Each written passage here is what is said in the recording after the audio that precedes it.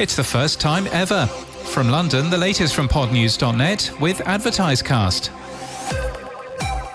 The first ever podcast ranker for the UK was published by Edison Podcast Metrics UK and covered in The Observer. The BBC has just one show in the top 10, though is the largest podcaster in the top 25. Writing in The Observer, Miranda Sawyer suggests the chart highlights that specialism is key. In comparison to the US chart, UK listeners appear to listen to less raw entertainment and more informative focused shows, science, history and personal finance making an appearance. Matt Deegan also writes about the chart, including details of an earlier prototype UK ranker, and research veteran Adam Bowie compares the data to other published lists.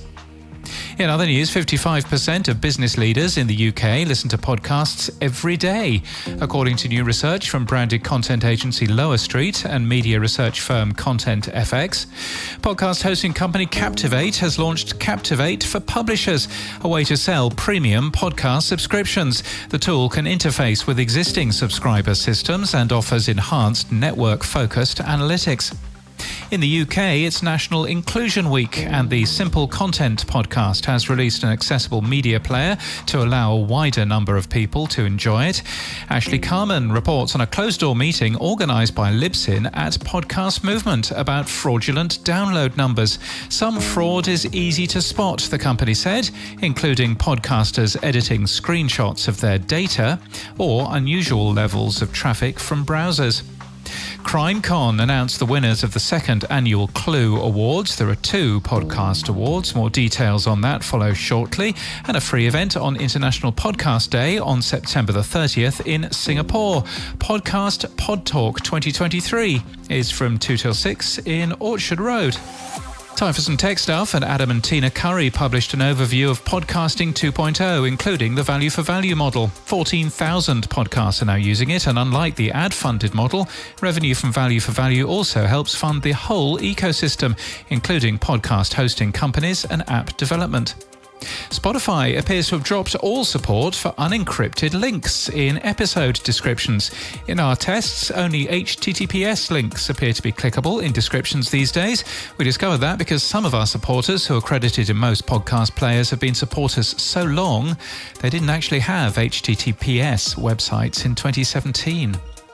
And do you run a podcast app, website or service? Have you had a legal claim for unauthorized image use from a company called Copyright Agent AS for podcast artwork you're reproducing from RSS feeds? We're writing a story on this company's business. Editor at podnews.net will find us, and we protect our sources.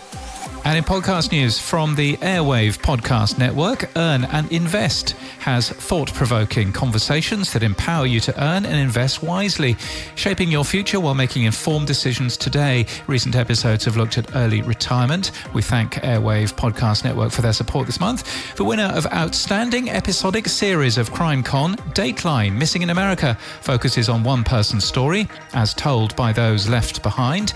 And the winner of Outstanding Podcast Docu-Series at CrimeCon, Freeway Phantom, looks at the unsolved murders of 6 black girls whose bodies were found dumped by the side of DC freeways.